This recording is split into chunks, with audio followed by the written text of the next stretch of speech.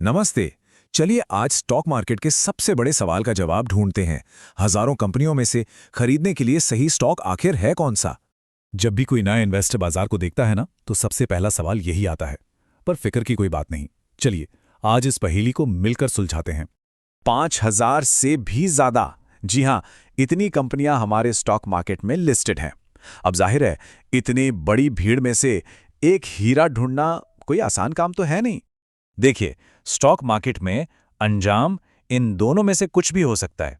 इसीलिए एक समझदार इन्वेस्टर किसी टिप पर भरोसा नहीं करता। नहीं, वो एक मजबूत तरीके का इस्तेमाल करता है, जिसे कहते हैं फंडामेंटल एनालिसिस। अब यह है क्या? अरे, इसका सीधा सा मतलब है किसी कंपनी की सेहत को गहराई से समझना, कि वो कितना कमाती है, उस पर कर्ज कितना है और उसकी असली कीमत क्या होनी चाहिए। चलिए आज इसी तरीके को ना एकदम आसान भाषा में समझते हैं। तो फिर एक अच्छा स्टॉक चुने कैसे? देखिए, इसका सबसे पहला और सबसे आसान तरीका ना हमारी अपनी दुनिया में ही छिपा है। शुरुआत बस अपने आसपास देखने से करनी है। जरा सोचिए, हम कौन सा टूथपेस्ट इस्तेमाल करते हैं, कौन सी गाड़ी चलाते हैं, हमारा बैंक अकाउंट किस बैंक में है, या फिर कौन सी स्नैक्स खाते हैं। मतलब अगर कोई प्रोडक्ट करोड़ों लोग सालों से इस्तेमाल कर रहे हैं, तो ये एक मजबूत बिजनेस का साफ साफ संकेत है।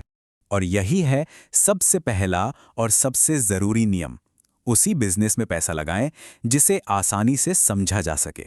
अच्छा, तो मान लीजिए कोई जानी पहचानी कंपनी नजर में आ गई। अब अगला कदम क्या? उसे परखने के लिए एक बहुत ही आसान 3 पॉइंट वाली चेकलिस्ट का इस्तेमाल करना है। देखिए, पहला सवाल, क्या कंपनी प्रॉफिट कमा रही है? सीधी सी बात है, अगर कंपनी का मुनाफा लगातार बढ़ेगा तो शेयर की कीमत भी बढ़ने के चांस ज्यादा हैं। दूसरा, उस पर कर्ज कितना है? जिस कंपनी पर कर्ज कम होता है, उसका रिस्क भी कम होता है ना? और तीसरा, सबसे जरूरी, मैनेजमेंट।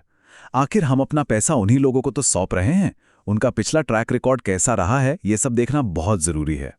तो एक अच्छी कंपनी ढूंढ लेना, ये तो सिर्फ आधी लड़ाई हुई। इसके बाद ये देखना भी उतना ही, बल्कि शायद उससे भी ज्यादा जरूरी है कि उसे सही दाम पर खरीदा जा रहा है या नहीं। तो इसके लिए इन्वेस्टर्स एक तरह के प्राइस टैग का इस्तेमाल करते हैं। इसे कहते हैं पीई रेशियो। ये बस ये पता लगाने का एक सिंपल सा टूल है कि कोई शेयर अपनी कमाई के मुकाबले सस्ता है या फिर महंगा। इसे ऐसे समझते हैं, जैसे हम बाजार में सब्जी खरीदने से पहले उसका भाव जरूर पूछते हैं, है ना?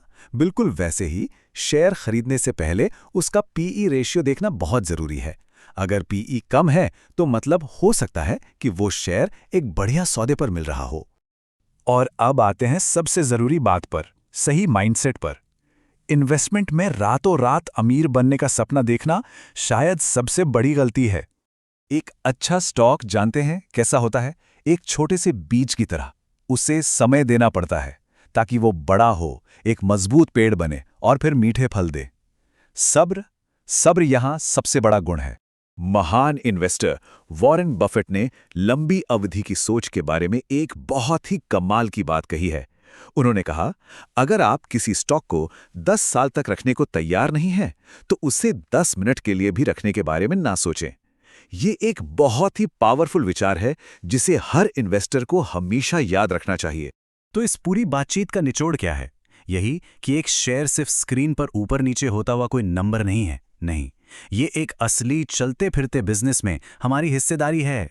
और एक असली इन्वेस्टर की पहचान भी यही है कि वो पैसा लगाने से पहले इन 3 चीजों को जरूर जरूर चेक करता है।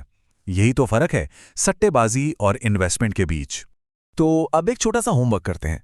ऐसी 3 कंपनियों की लिस्ट बनाइए जिनके प्रोडक्ट्स हम रोज इस्तेमाल करते हैं। फिर गूगल पर उनका शेयर प्राइस खोजिए और देखिए कि पिछले 5 सालों में उनका रिटर्न कैसा रहा है। इससे अंदाजा लगेगा कि अच्छी कंपनियों में लंबे समय के लिए पैसा लगाना कितना फायदेमंद हो सकता है।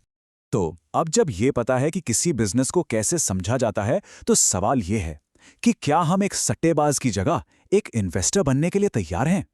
ये सवाल सिर्फ पैसे का नहीं है, बल्कि सोच का है। किस्मत आजमाने और समझदारी से दौलत बनाने का।